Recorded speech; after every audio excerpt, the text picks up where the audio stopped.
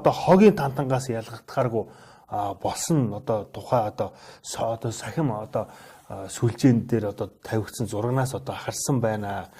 За дараа нь цаашлаад модны одоо гэхүү одоо ургацаг гэж ярьдаг. Үүнийг одоо усанд туслахж өгвөл одоо элдэн өвчнөөс одоо ангаадаг, хор тавдар одоо эдгээдэг гэсэн ийм одоо мухар сүсгээс болоод 21-р зууны монголчууд эрүүл бус өвчин эмгэгтэйгээ илтгэдэг одоо модны ургацаг үг шүтэн биширч одоо ингэж одоо уудаг болцоход байгаа тухай одоо сэтгүүл цэвэрлэн хөндсөн байна. За ойрын нэг танил маань өнгөрсөн хавар салхинд гарангуудаа яргуу идээд хүүхдтэй бас өгсөн. За үүнийг бол одоо хүүхдийн эмчнэр бол одоо маш их буруу шааж байгаа юм байна.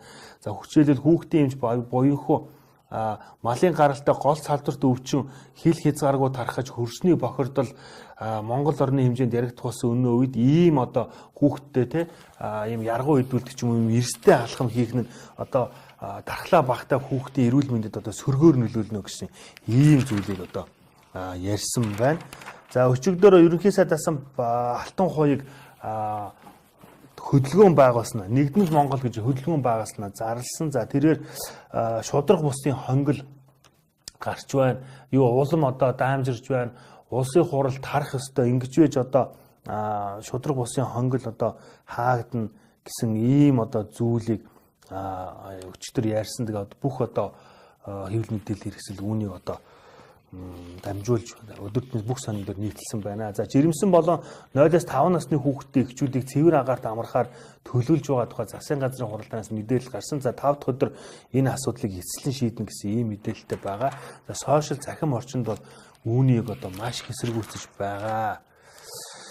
За дугаарыг онцлог сэдвээр эмнэлгүүдийн дараалал гэсэн ийм том согц сурвалжлага байна. Сэтгүүл Батбандрах уран мандал амгалан гэсэн одоо ийм 3 сэтгүүлч хамтарч энэхүү нүрийг бэлтгэсэн байна. За эрүүл мэндийн салбарын төсөв нэмэгдсэн 2007 онд 155 тэрбум төгрөг байсан бол 2017 онд 674 тэрбум төгрөг болж нэмэгдсэн юм байна. Гэтэл харамсалтай нь улсын эмнэлгээр үйлчлүүлнэ гэхээр манай одоо иргэдийн дунд дугаарлна гэж одоо шууд автоматаар ингэж ойлгодог ийм одоо болцоход байгаа.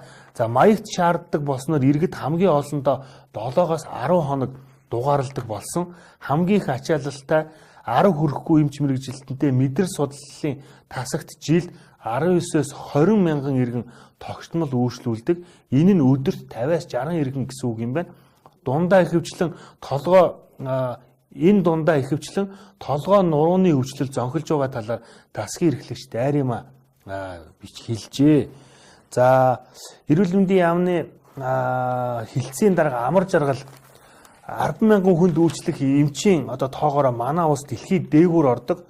Харин совилогч ерөөсөө их дутмаг байгаа. Нэг эмчид уг нь 3-аас 4 совилогч байх ёстой боловч одоо нэг эмчид нэг совилогч оногдож байгаа. 2009 онд энэ тоог ядаж 2 болгоно гэсэн юм зорилт тавиад байгаа юм байна. Мэргэжлэрээ ажиллахгүй лицензийн хугацаанд дууссан совилогч нарыг сургаж эрхийг нь олгож байгаа гэсэн ийм мэдээллийг өнөөдөр сониндор гаргасан байна. За их нэлхсийн дарга инхтөр 26 настай эмэгтэй төрхийн хүндрэлээр одоо их нэлхстэй нас орсон юм харамсалтай хэрэг гарсан. Үүнээс болоод тус эмнэлгийн дарга инхтөр би бол ажлын хариуцлага алдсан учраас ажлаа өгнө гэсэн ийм мэдээлэл хийсэн. За энэ бол одоо хариуцлага хүлээхгүй болцоход байгаа манай нийгэмд маш одоо тийм шин соргог хүмүүсийн одоо талархал хүлээсэн ийм одоо мэдээлэл болсон. За саяхан эрүүл мэндийн яамны дэргэдэх эмнэлгийн мэргэжилтний ёс зүйн хороо хуралдаад инхтөр даргыг хүсэлтийг хүлээж авалгүй ажлаагийг нь одоо үргэлжлүүлэн хийхийг одоо үүрэг болгосон байна. За өнөөдөр сонингийн спортын сэтгүүлч Буян Далаа Ахмад Тамирчин лавгаатай ярилцлага хийсэн байна. За төрөөс дөмгөн дэмжчихвэл дэлхийд улам цойлмоор байна гэсэн ийм одоо ярилцлага байна. За нас бол тоо гэдгийг амжилтаараа баталж үлгэрлж яваа тамирчдын нэг нь яа харахгүй лавга Говьалтай аймгийн Бугуут сумын харьяат 64 настай тэрээр цэргийн алба хааж байхдаа хөндийн өргөлтийн спортоор хичээлээд улсын аврах шалгаруулах тэмцээнд 8 удаа төрүүлж байсан. За улсын дэйн дамжуулалтыг 16 удаа шинчилж байсан боловч за гавьяаныхаа амралтанд гарсан. Гэвч гавьяаныхаа амралтаа гарснаас хойш олон улсын одоо тэмцээнд 2 удаа төрүүлээд байгаа юм байна. Дэлхийн аврах шалгаруулах тэмцээний 3 мөнгөн медальтай түн 4 жилд болдог олимпийн бус төрлийн спортоор хичээлдэг тамирчдын олимп гэгдэг дэлхийн наадамд одоо 3 төрөв байгаа. Тэгээ одоо жоохон дэмжээд өгвөл би одоо илүү их амжилт гаргаж боломж надад байна гэсэн ийм одоо мэдээллийг сэтгүүлч Буянлаатай ярьжээ. За эд шидийн орон 2 хандив цуглуулуу гэдэг Мөсийн нийгмийн ухааны салбар сургуулийн нийгмийн enterprise хичээл судалж буй оюутнууд хаягдал ашиглаж хийсэн бүтээлээр үзэсгэлэн гаргаж одоо худалдаа хийсэн юм байна. За үүний одоо олсон орлогыг эд шидийн орон 2 хандивлахаар болсон тухай мэдээлжээ. Дараа нь та бүхэндээ өдрийн сонингоос тоймолж хүргэе. За улсын хурлын даргаыг огцруулах хэсгийг баг хурлаар хилцэх нь хууль зөрчсөн үйлдэл гэв гэсэн ийм гарчигтай нийтлэл тэргүүн нүрт гарсан байна. За нийтлэг амар түвшин ариун цэцэг нар. За ерөнхийдөө бол нөгөө өчигдөр улсын хурлын гишүүн оюун хоорол, Дэмбэрэл, за оюун эрдэнэ, Инх амгалан, Номтой баяр, Дан бочир нарын одоо мэдээллийг ярьсан ярилцлагыг ерөөд нь тоомлон бичсэн байна. За улс төрийн нөхцөл байдлын талаар улсын хурлын гишүүн асан Улаанбаатар төмөр замын зөвлөх рааш ярьцлага өгсөн байна. За 11-р нүрт сэтгүүлч мөх цэцэгтэй ярилцжээ. За Монголын улс төрд бугалсан эдээбээр шахагдаж цэвэрших ёстой гэсэн ийм гарчигтай ярилцлага байна. За яавал хоёр тишээ харсан Монгол Ардын намын лидерүүд учраа олох вэ гэсэн сэтгүүлчийн асуултанд тэд харилцан ухаалаг буулт хийх ёстой. Хүн хэлээрээ мал хөлөөрөө гэдгээ. Тэгээ заавал тэндээ шигдээд байна гэд гүрийгээд байх нь зөв юм уу? Үнэхээр ажиллаа хийж чадахгүй байгавал улсынхаа ажлыг бодоод буулт хийх ёстой шүү дээ. Бие биенийгээ загнаад хэрэггүй. Нам дотроо цэц булаалтсан тэмцлийг намжаах гарц нь энэ гэсэн ийм одоо зүйл ярьсан байна. За дараа нь тэрээр ер нь Монгол Ардын намд хөрөс өг гэдэг хүний дарангуулал ноёллоо гэж Хаян Хэрваа гишүү ярьсан. Үүн талаар одоо ямар бодолтой байна вэ гэхэд эднэр нэг нэгнийхээ дээр гарах гээд юу ч хамаагүй хилцгийх болжээ. Нөгөө парламентын соёл энтер гэж алга болсон. Нэг нэгнийгээ муухай харагдуулах гээд бие биенээ доромжлоод байна. Үүнийг улс төрийн соёл гэх юм уу? Бие биеэсээ улс төрийн хожоо олох гэсэн байдал ажиглагдаж байна шүү дээ. Ардсан намч, манай намч иймэрхүү л яриад байна. Их хуралд нэрийг чинь дэвшүүлэхгүй шүү гэх юм. Энд чинь юу гэсэн үг юм бэ? Заавал дэвших ёстой юм уу? Зарим нь болохоор заавал дэвшнэ гэж амьдралынхаа зорилго болгочихсон байдаг юм байна л да гэгчлэн ингэж сэтгүүлч мөх цэцэгт ярьцлага өгсныг өдрийн сонин тэргүүн нүрээсээ дамжуулан нийтэлжээ. За Элбэг дөржийн өдрийн тэмдэглэл арчлалт хүрэх зам бодит түүх 1989-өөс 89 оны 12 сарын 11-ээс 14 өдрөх өдрийн тэмдэглэлийг за өдрийн сонин гаргасан байна. За Алтан хуйг нэгдмэл Монгол хөдөлгөөн за байгуулснаа зарлаж байна гэсэн байна. За хотын дарга жижиг дунд үйлдвэрлэлийн талаас амар сайхан 60 тэрбумыг төлөөж Мөнхбаатар нар нэр дэвшнэ гэсэн мэдээллийг ариуна өгсөн байна. За Уржигдар Баянгол дүүргийн анхан шатны шүүхээс Улаанбаатар төмөр замын дарга Жигжид Нямаатай холбоотой шүүхийн шийдвэр гарсан. За түүнийг хилээр гарахыг хориглосон. За Улаанбаатар төмөр замын үүрэгт ажлаас чөлөөл гэсэн ийм одоо шүүхийн шийдвэр гаргасан. За үүнтэй холбогдуулаад өдрийн сонингийн сэтгүүл Баацорыгаагтлагдсан 1000 вагоныг хэрэгт шалгагдаж байгаа Жигжид Нямаад шүүхээс хилийн хориг тавьжээ гэж. Зааагтлагдсан 1000 вагоныг хэрэгт 20 түүнийг шалгаж байгаа юм байна. За зам тээвэр хөгжлийн сайд асан Гамбат дид сайдаар ажиллаж байсан цогт гэрэл нарын 20 түүнийг шалгаж байгаа юм байна. Энэ Уржигдар шүүхээс гарсан шийдвэр нь болохоор энэ 1000 вагонтой огт холбоогүй Жигжид Нямаагийн одоо хамаарал бүхий компани татвараас зайлшгийсэн ийм одоо асуудлын улмаас түүнийг үүрэгт ажилласан чөлөөлөх ёстой хилээр гарахыг нь хоригдсан юм шүүхийн шийдвэр гарсан байгаа.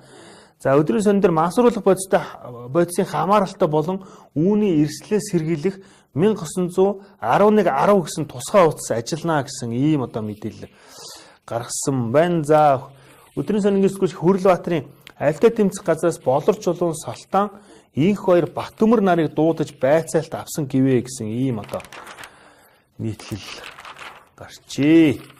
За Тэнгэрийн хүү тэнгэртэй заларлаа Монголын үндэстэн чөлөөт зохиолчдын холбооноос юу гарсан байна.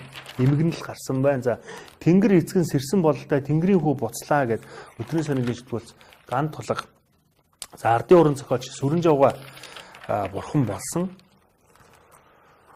За өдрийн сонин дээр 2018 оны шилдэг номыг Bloomberg агентлагаас гаргасны тухай орчуулж сэтгүүлч Марламаа гаргасан байна. За бэлгүүн цагдаагийн нийслэлийн цагдаагийн газрын ахлах тэслэгч бэлгүүн энэ сарын эхний 15 хоногийн байдлаар 15 хүн осгож насаараа 7 хүн осгож насаараад байна гэсэн ийм мэдээллийг өгсөн байна. За төгсгөлд нь та бүхэндээ 100-ны мэдээ сонингоос тоймолж хүргэе. Дотооддоо зодонтой гаднаа жигсаалтаа баг хурал гээд Монгол Ардын намын 3 дугаар баг хурал өчир тусгай тогтнолын ордонд боллоо. Энэ тухай 2 дугаар нүүрнээс уншин үү гээд. За намын дарга, улсын хурлын дарга, Номтой 2 гишүүн, Оюун Эрдэнэ гишүүн, Оюун Хорол гишүүн, Суу Атуулд би хамгаалан гишүүн нарын ярилцлагыг тавьсан байна. За дугаар шилжих мөчөд Монгол Ардын намын удирдах зөвлөл улсын хурлын даргаыг огцруулах асуудлаар хуралдаж байв. 100 жилийн түүхтээ Монгол Ардын нам баг хурлаараа парламентын спикерийг огцруулах асуудлаар санал хураана гэдэг инээдтэй асуудал юм а.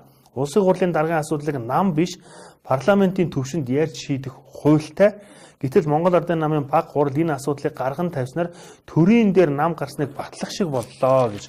За энэ асуудал бол төрийн дээр нам гарсан уу гэдэг асуудал өчигдөр нэлээд одоо гишүүдийн, улсын хурлын гишүүдийн, баг хурлын гишүүдийн нэлээд одоо шүүмжлэлд өртсөн.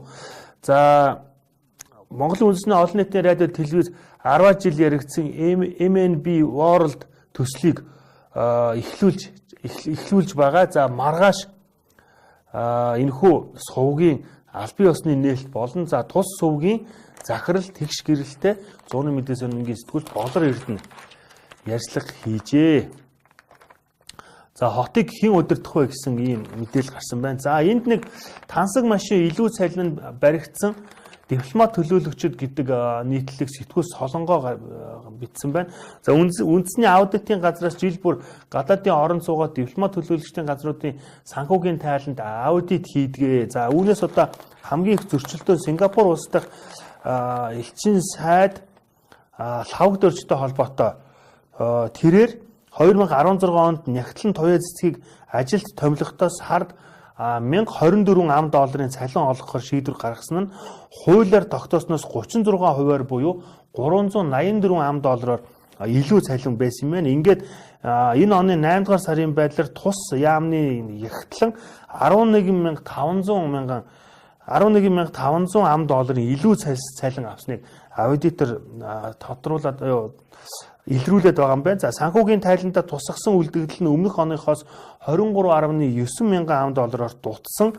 Харин хөрөнгийн бүртгэл нь $358 мянган ам дутуу илэрхийлэгдсэнийг одоо тус тогтоогоод байгаа юм байна. За тэр байтугай багтлагдсан төсвөө $71 мянган ам хэтрүүлэн зарцуулж 2017 онд зарцуулаагүй үлдсэн $18 мянган ам улсын төсөвт буцааж төвлөрүүлээгүй ийм зөрчил одоо гарсан байна. За мөн одоо дипломат төлөөлөгчдийн элчин сайдын яамдууд машин одоо зөвшөөрлгүй машин худалдаж авсан гэсэн ийм мэдээлэл байна. За Чех улсад сууга элчин сайд наран цогт гэдэг энэ наран бат гэдгийг буруу бичсэн байна. За $47 мянган ам Mercedes-Benz машин худалдаж авснаа санхүүгийн тайландаа тусгаагүй гэсэн байна. За энэ асуудлыг бол лавлсан.